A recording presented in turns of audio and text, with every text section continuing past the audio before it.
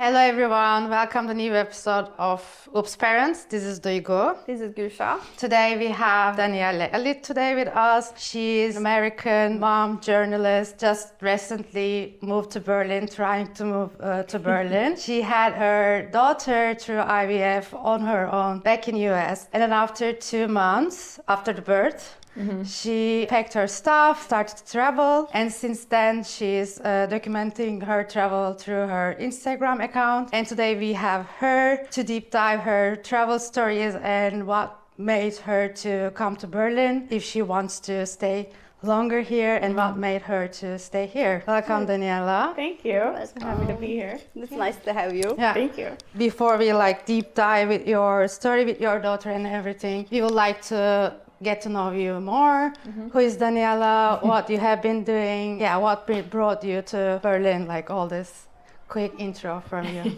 Yeah, so I'm a journalist based in New York. Over the last 20 years, I've worked in documentary film production and podcast production, and I used to be a freelance health and science writer. When I was thinking about having my daughter, or thinking about having a child, I didn't know I'd have a girl. I've always wanted to live in Europe, and I kind of thought that I was either going to have her or move to Europe, and then as soon as I had her, it was like, oh, I can just do that right now. So yeah, I traveled around the US a little bit to visit friends when she was first born, and then when I waited till she had her 6-month vaccines in the US. I just didn't want to figure out a healthcare system while also trying to make sure she got those really important vaccines. As soon as she had those, I think a week or two later, we flew to Berlin, and we're here as long as we can be without a visa, so 90 days. And then it was sort of I wanted a test run to see if I liked Berlin as much as I thought I would, and I do. So now we're in the process of applying for an actual visa to try and come back. If I don't get the visa, I could at least come back in the fall for another 90 days. But we're in the process of applying for the visa. I hope you get your visa. Thank you. I hope so. After this short intro, there are so many components in your story that makes very hard for any parent to take care as a couple, but you are doing it as a solo mom. You had your daughter as a solo mom, you are traveling with her since she is 2 months, you are trying to migrate to another country, there are so many paperwork. So there are lots of things that we would like to unpack, but maybe we can start with the IVF story. Did you know from the beginning that do you want to be a solo mom, or this is how it's evolved? Yeah, so I guess it depends on how far back we want to go, right? Because my sister jokes that even when I was a kid, I would say things like I wanted to marry a professional athlete because they would be gone half the time. I didn't understand co-parenting, I think even from a very young age. And I don't know why, but that was just kind of a thing that it seemed easier to me to do it on your own. Or I sort of noticed that a lot of my friends, I guess I was just an observant kid. It makes sense that I became a journalist, but a lot of my friends' dads were always traveling for work, and it was kind of easier when their moms were on their own. Maybe not financially, but as far as managing things. But that wasn't really that's something I can look back on and be I noticed that. That wasn't my driving force in how I wanted to parent. And so I would even say that right around my 31st birthday, I used to travel tons for work. And then it was okay, I need to be settled in one place so I can meet someone and have kids. And that's how I was thinking about my 30s. The people I met didn't want to have kids, or I didn't want to have kids with them. There was just never someone I met who I wanted to have kids with. And around 37, I want to say, I was actually, in my last relationship, throughout the pandemic, I was in a relationship, and I would have these dreams about just me and a little girl who was 7 or 8, and there was never a father in the dreams. And I don't know where, I was living with my partner at the time, and he wasn't in the dreams. There was just and it was what are these dreams? I don't know. But when we broke up, I just decided I don't really think, I still dated a few more people, but it just then I was dating, it felt like I was just trying to meet someone very specifically to have kids with, and that's not what I wanted to do. I didn't want to force a relationship because I wanted kids. Yeah.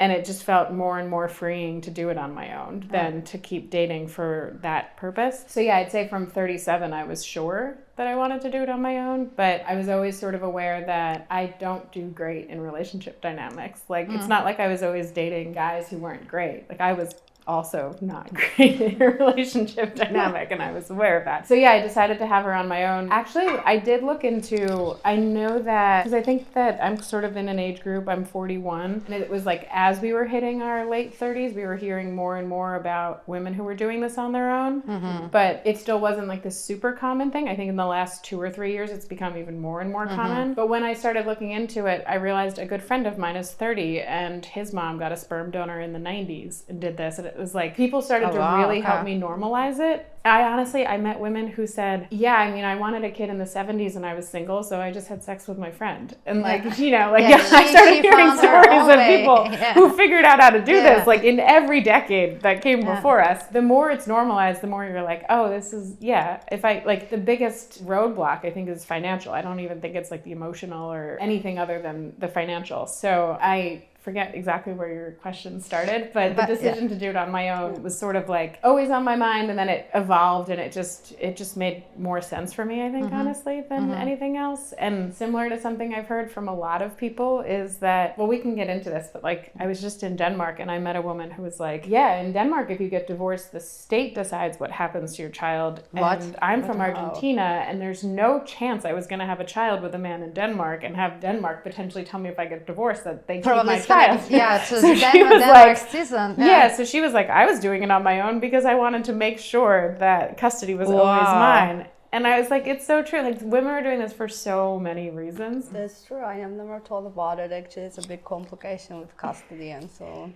Yeah, I mean, I have a friend who was married and had a child, and they got divorced. And every weekend when she has to drop, every other weekend, like every time she has to bring her daughter to the dad's house, the daughter cries, and she's like, the emotional toll on having to co-parent with a parent who's like not great. Yeah. She was telling me those stories as I was thinking about having a kid, and I was like, yeah, no, I would, okay, I think it might be better. Who knows if I'll stay in a relationship. Yeah. But I mean, in US, regarding the system, the healthcare system, what a mess. The healthcare system in US, how was it supportive throughout the process, and was it the turning point for you to maybe to raise your kid in another country rather than US or? Yeah. I mean, I think there's a lot of reasons to want to raise your child outside of the U.S. right now, right? Like, I have a harder time finding reasons. Other than my family, I don't have many reasons to want to be in the U.S. anymore. The healthcare system is a huge headache, and I've always been a freelance journalist and producer. So when I decided to pursue IVF, I had to pay for it all out of pocket until I did finally realize I actually thought I was going to have to spend $38,000, and then that's what it was going to cost all in, not even including the cost of sperm. So I think it was going to be closer to $40,000. But the state of New York has, in some ways, like certain states in the U.S. operate more like Europe. Yeah. And so the state of New York has what they call a cost sharing grant. So it ended up costing me $7,000 all in. Relatively manageable. Which was manageable, exactly. Especially when you had planned ahead for $38,000 and you're like, $38,000 is the future of your child. Yeah, exactly. You're like, that's like the whole, it's really mind-boggling, but you kind of are just, so I looked into Europe to try, I was just like, oh, IVF seems to be covered for single women in Europe. So I thought about it. I just thought I would waste too much time. And like fertility testing was telling me I didn't have time to move to Europe and get into the healthcare system and figure out where to move. And that's why I'm doing some of the reporting I'm doing now, so that if other women are making those decisions, they can just look on my Instagram and see exactly how it operates in each country. Yeah, what are your insights, your data saying that like which country is the best to have like a IVF for solo moms? I mean, if someone's thinking about wanting to do this, they should just move to Denmark in their 20s. They should just like get themselves set up in Denmark and then just be there. There are a lot of countries. I would say most of the EU is better. Spain is also good, but then Spain has certain things like there's certain countries, can't remember if this is true in Spain, so I should catch myself, but there's certain countries that don't allow you to choose the donor. Denmark will let you use any donor you want, but Sweden chooses the donor for you. What? And then there's countries that don't allow, most of the EU doesn't allow egg donation. So like gay men have no options in most, like surrogacy is illegal in most of Europe. Most gay men go to the US to find a surrogate. I've learned a lot about how much it varies country to country, and it's actually kind of shocking. Like I didn't think it varied that much. Yeah, a friend of us also living in Switzerland, they went to Colombia, for instance. That's where, I mean, it's for have surrogate mom. Yeah. It's crazy, but like Switzerland doesn't allow single women to get IVF. What? Single women not? I posted one thing that was like country by country in the EU. non-EU and South and Central America, but it was like, yeah, there's certain countries that single women are not allowed to. France only made it legal for single women to access IVF, I think in 2021.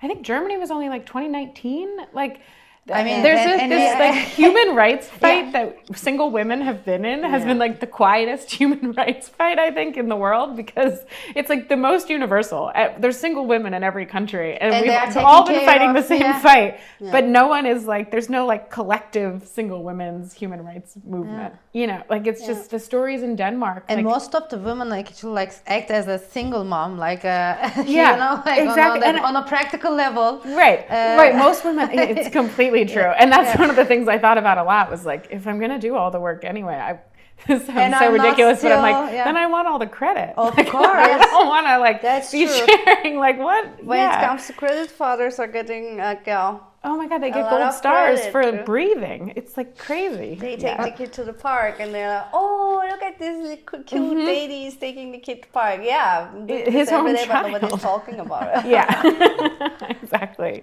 And maybe also like changing in Germany, like state to state, but overall, how is the Germans record for the IVF and how they support single moms? Berlin definitely has the best record. It's easiest for single women to be treated in Berlin. Nowhere in Germany can single women access public funding for IVF. So, Another Berlin And story. yeah, like even in Berlin, you pay the same taxes, Thank but you, single Berlin. women are not allowed to access. I think that Germany covers half the cost. I don't think gay women are allowed, like lesbian couples are not allowed to access public funding either. Germany covers 50% of the cost of IVF for heterosexual married couples. You have to be married. Even if you're a straight couple that's not married, you're not getting any public funding. Okay. And if you are a straight couple it's that for needs Germany. donor sperm, this is Germany specifically. Bird. If Okay. you're a straight couple that needs donor sperm, you're not getting any public funding. You can only use public funding if you're using the married couple's eggs and sperm, which is Wow, like, what? Wow, okay.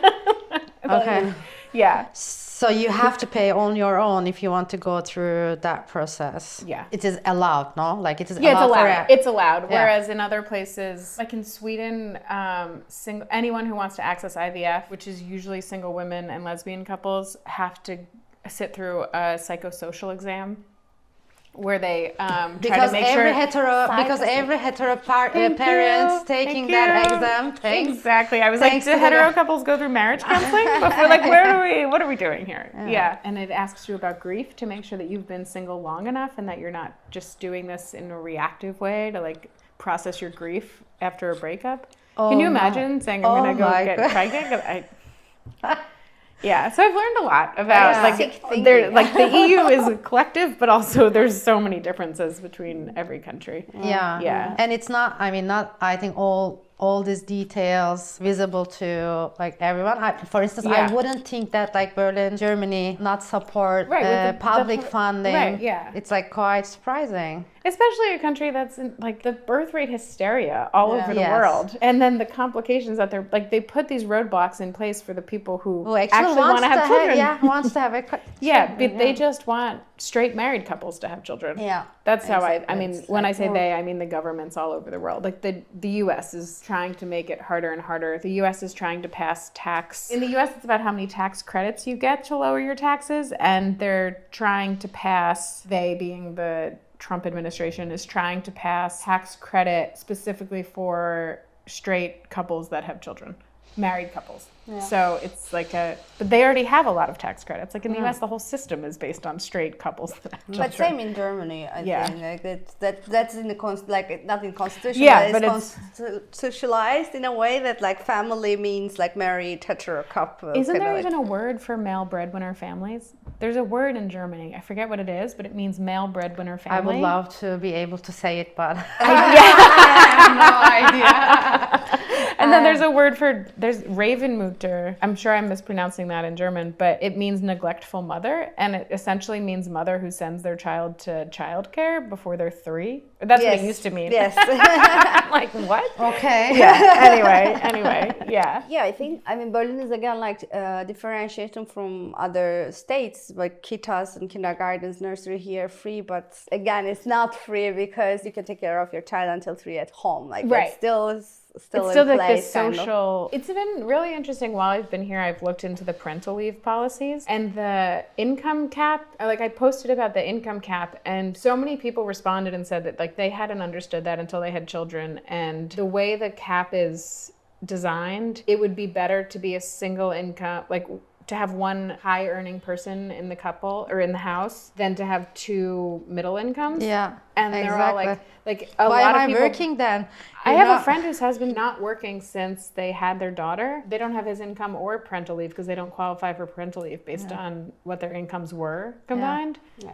So Yeah, it's like- basically you are being punished to working, like to earning high. I Yeah. mean, of course, like there should be kind of to differentiate how you can support the high Right. earning incomer and also the rest, but not paying anything at all. not paying anything at all. It's like It's he just doesn't, like- not even the minimum is Yeah. like. It's also another Yeah. story like for freelancers, because I know for myself I was freelancing, and before I had my kids I was employed and I had in the high income class. I didn't earn in the last 3 years. This year I was Yeah. earning, and what do you expect? You know, there's like they don't look at the whole story of your. They look They're at the just last checking year. the last year. Yeah. And if they looked at my last year, they would think that I make tons of money because I worked for, like as a freelancer, I stacked 4 projects because I knew I was going to become a single mom. Yeah, so trying I to wanted save to have money, you savings. know? Yeah, so like I Exactly. wouldn't get, it's just crazy to me. I looked at the numbers between, I don't know if you're interested in this, but I looked at the difference between what I would receive if I had lived in Germany when I had my daughter or if I had lived in Finland. And based on the income I made the year prior, the difference was 8,000 euros a month. That's insane. That's like a lot of money. Yeah. Like I would receive nothing in Germany. And again, that's not my normal income, but that's what I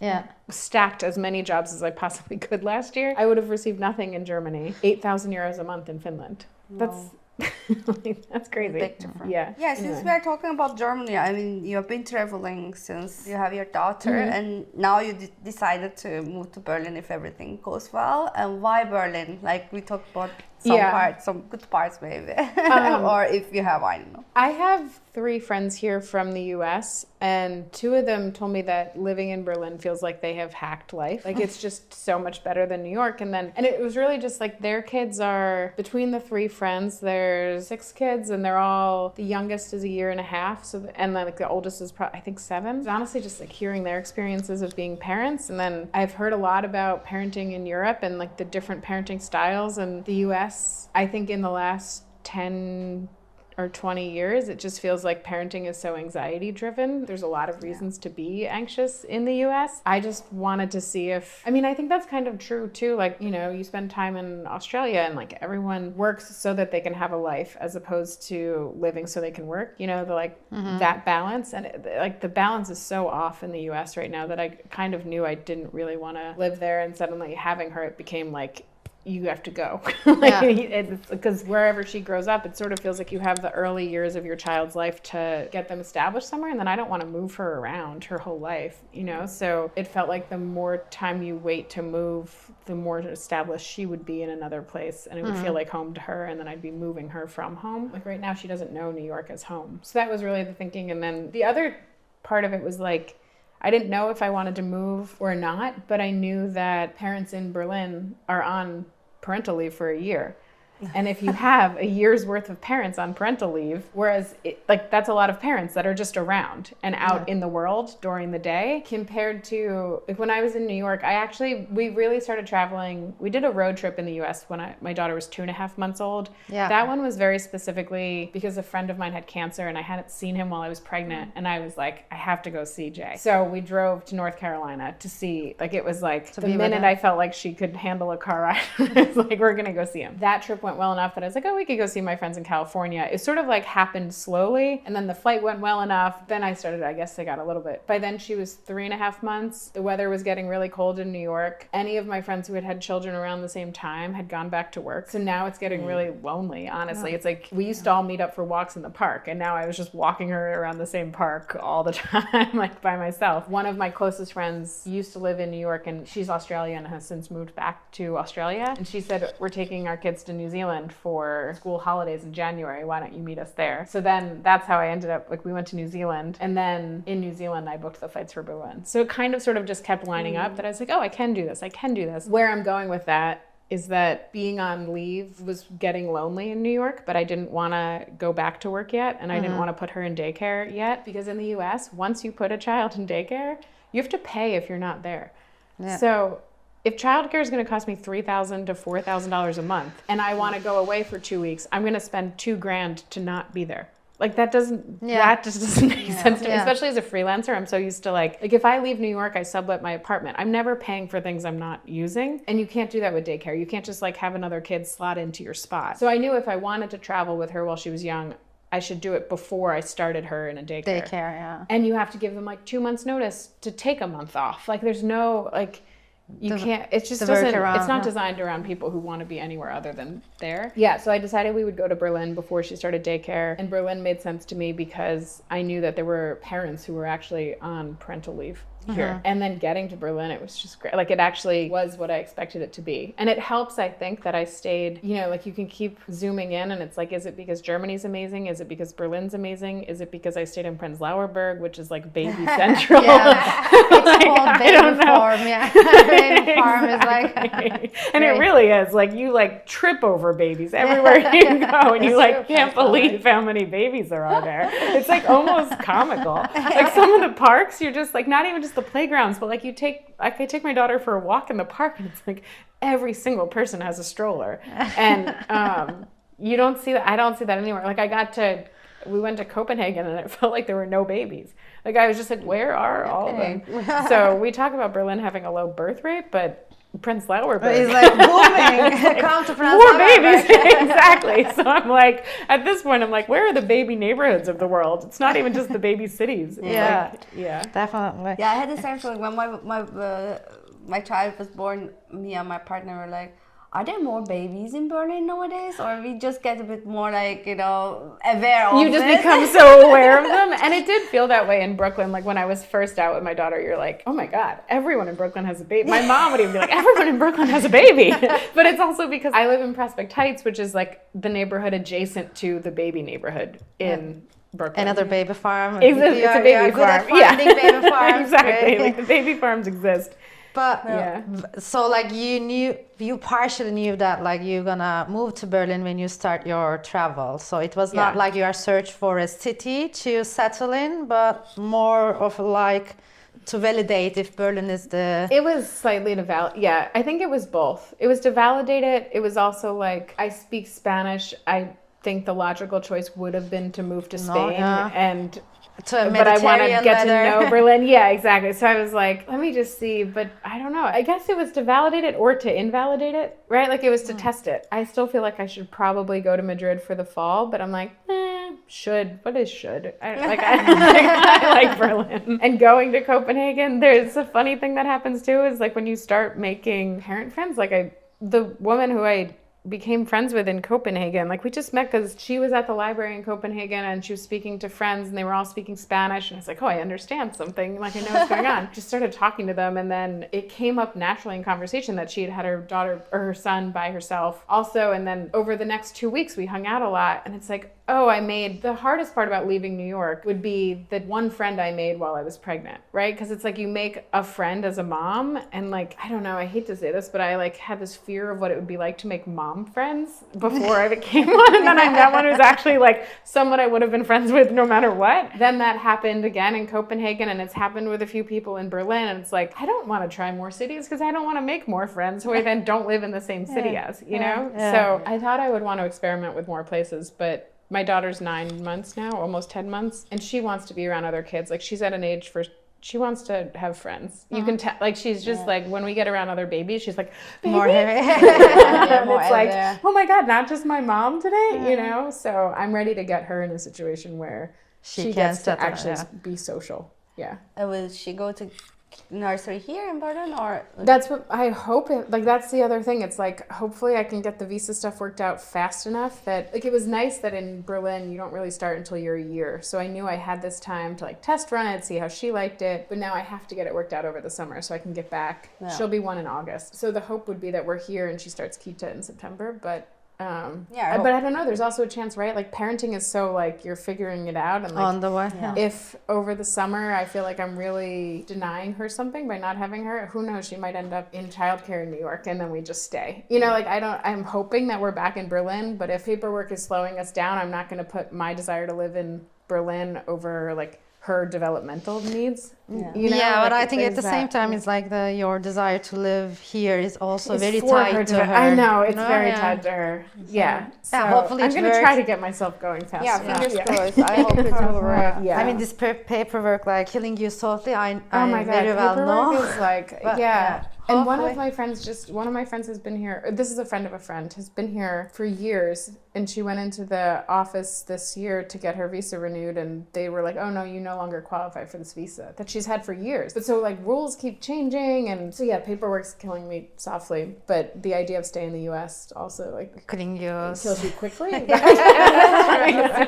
I think the other beauty of Berlin is also coming from New York, like visiting a few countries, it's like, oh, this is so homogenous, and like I don't want my daughter to grow up in a place that completely lacks diversity. I can't speak for Germany overall, but I know that a friend of mine wrote a book, like someone I went to grad school with wrote a book about the rise of white terrorism. Like it was called White Terror. He wrote a book about the rise of the far right and racism in Germany. So like I have no rose-tinted glasses about certain issues with the US being better in Germany. I'm trying to figure out how you outrun them, because even like I went to Finland and they have their most far right government in history right now, and it's like this is the pandemic of those years. Like it's the far right is rising everywhere. It's rising everywhere. So you have to like find these bubbles where Brooklyn is a bubble. Berlin seems to be a bubble as far as I can tell. But in Germany, in Germany, and like there's bubbles in different countries, but or last standing spaces for a better world. Yeah, exactly. There's also, for instance, one of my concerns, because we're also considering to move to South Germany, where my partner's family lives, and I wouldn't say it's a racist area or something, but I know stories from Turkish families, especially from the second and third generation, who was born here, had like problems at school. At the moment in Berlin, for instance, you don't see, or you see opposite. I think we can go to details in that. It's a different story, but you still have this discrimination in the school systems in Germany. So as an immigrant, it's not very easy, especially as an immigrant child, it's not very easy. So that's also like my concern always, okay, I will go. I mean, my partner is German, so the kid is gonna, I think, have a good life. But from my perspective, I can't speak the language, and I don't know like what they will reflect to my child. So it's always a concern. But yeah, it's gotta be a concern. I agree, this multicultural background of Berlin and that's also another reason why I would love to be in Berlin, because it's international. It's international, yeah. I was speaking to an Egyptian couple that's here. We actually like randomly had met at a cafe, and then a month later I had to take my daughter to the hospital, and like I walked in and there they were, and I was like, oh my God, my friends, like, and here you are. But yeah, we were talking about some of the experiences that they've had living here, and I'm like, extremely privileged in a sense that like my daughter wouldn't have to face a lot of that, but like I don't want her to grow up around that in the same way that I don't want her to grow up around the racism that exists. Like I say Brooklyn's a bubble, but Brooklyn's also pretty segregated, and like I don't know what the place is where you can escape a lot of that. Probably there is none. There's not like the most possible way to, rather than trying to find a bubble for the kids, it's probably the best way to equip the kid with the right tools and mindset to fight with the racism in every layer. But it's like a little bit concerning, not a little bit, but like really concerning here that also the far right is raising. But it's the challenge of most of the societies, I guess. The far right is rising, but still we have Berlin as one of the last standing city, I guess, like to still live with the diversity. And I was like wondering, what would you say regarding Berlin? What was the three main main things made you stay here? How did you validate that like Berlin is the right choice to raise your kid if the paperwork allow you? Yeah. We've been going to this co-working space that has childcare and it's flexible and it's affordable. But the thing I love the most about it is they do a community lunch every Wednesday. So where I'm going with this is my number one thing would be how quickly I felt like I had a community. Like it was just like that community lunch makes such a difference. And I've been to co-working spaces all over the world and I've never had one that's like, let's all gather around a table together and you're going to have a fresh cooked vegan meal that's incredible. And we all just, the whole point is just to get to know each other. So I think the first thing about Berlin is just how easy it is to build community. The second thing would just be like it's so walkable. The public transportation, I know it has delays and it has problems sometimes, but it's just so clean compared to other places that I've been, and it is so functional. It just feels like I just cannot believe the number of tram lines there are. And like everywhere I go, I can just like quickly get wherever else I want to go. I mean, the food and restaurant scene is incredible. The people are incredible. The park, I guess a third thing would be the parks. And the playgrounds are beautiful, but like I'm even just like the parks. It's the parks. So number one would be access to community and how easy it is to build community. Number two is access to nature and how easy it is to feel like you're truly outside. The third for me as a parent is how there's so many things that are interesting for parents and kids at the same time. I just feel like in Germany, the spaces are designed in a way that every age can enjoy them. There's this thing in Europe I see a lot actually recently. They say like, we bring kids to our life, we don't change our lives for the kids. So they try to like, you see, really see this. I'm also learning this because I also come from a different background, but children are also very involved in Turkey in general. Yeah. But here you can see that like as described, children are everywhere with their parents where they enjoy. And children can enjoy as well. That's very nice to see. They don't really create another world for them. It's not like a separate world for them where it's like, oh, what do you have to do for the kids today so that you can do what you want to do for yourself today? I heard this described when I was at home, but until I got here and was like completely like steeped in it, it was hard to understand how big of a difference. Just like, it's just like raising a kid just feels possible here. In a way that isn't like, oh, I'll just put my life aside for 10 years. You know, like I hate to say that, but it's been interesting because in many ways it's like what the US was in the 70s and 80s. That's sort of like the thesis I'm walking away with, and like some of the reporting, that's where some of my reporting is going, is like social trust is the number one thing that's really attractive about Europe. Is like in the US, people don't trust each other at all anymore. Neighbors don't know each other. And so when I say like building community felt so easy here, it's just like social trust has completely fallen apart in the US. I think that's sort of like what keeps communities together and what allows like, you know, like when I see 10-year-olds walking down the street in Berlin, you're just like, somebody must trust that other adults care. Or like, 2-year-olds running on the street. Running or like, cycling on their own. My life these days. My 2.5-year-old recently got lost in Tempelhof. And you know, like Tempelhof, there's no tree, but we were in this BMX parker where bike parkers. And there's the only place where only trees, and they got lost because they get out of the parkour. Okay, what am I gonna do now? Like where to start? You know, where to hit me because I didn't see any direction. And then I saw my toddlers coming with another teenager who asked them like, hey, like where's your mom or where's your father, or do you have anyone? And then they showed their direction. They were coming to us, but.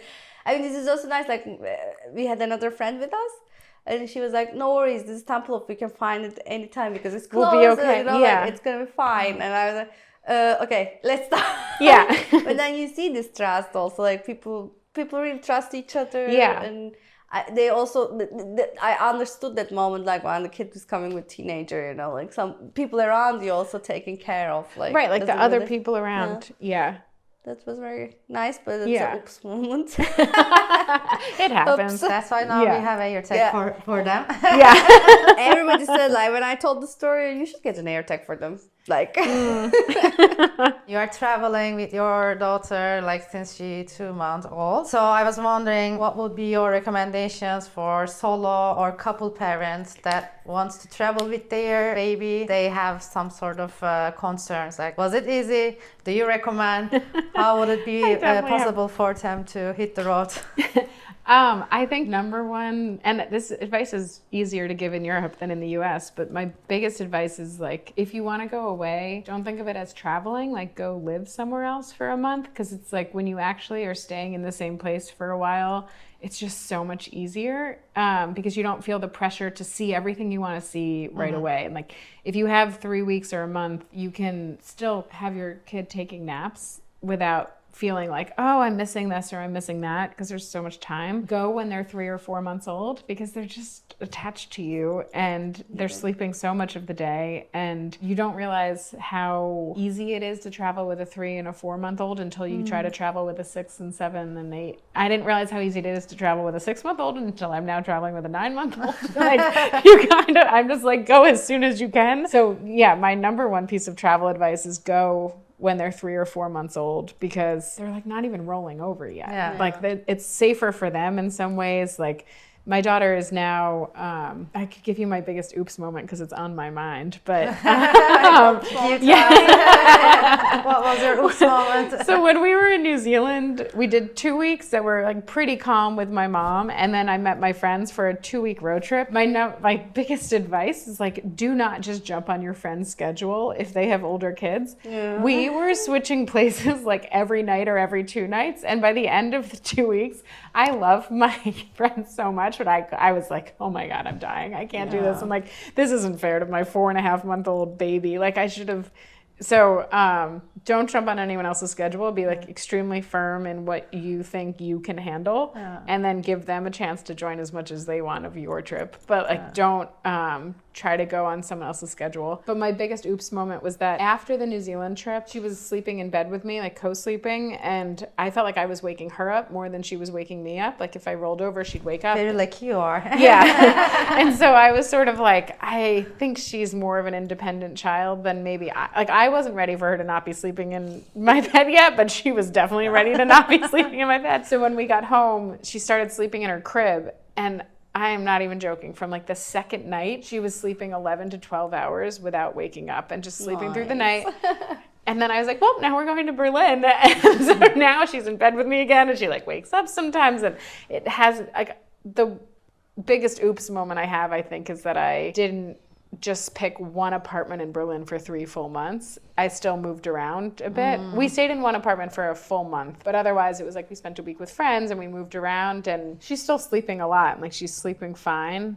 And she does seem to enjoy sleeping, like co-sleeping. But the biggest oops moment was like, if you have them on a great sleep schedule, don't just throw that out the window. Like at this point, we put the mattress. We're staying at my friend's house this week because we're a little bit here and then visiting a friend and then coming back. We just put the mattress on the floor this time because she is fully crawling and standing and almost walking, and like she wakes up and immediately sits up. There was like a funny week where she woke up and in the middle of the night she would just wake up and be clapping because she had just learned to clap and she just wanted to practice clapping. I was like, you're adorable, but you need to go to sleep. Like, No, I'm gonna do it now.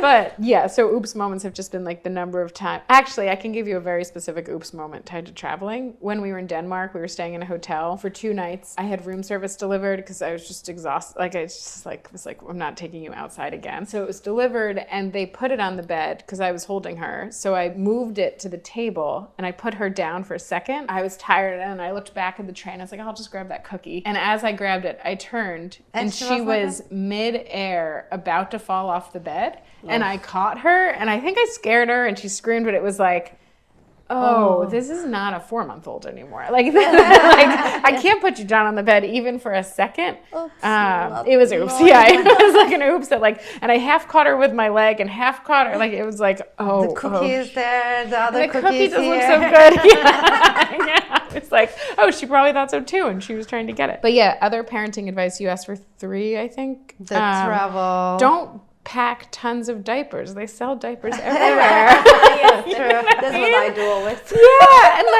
like my problem is I keep running out of diapers the day before I'm leaving the place, and I'm very frugal, so I don't want to buy anything other than like the super pack.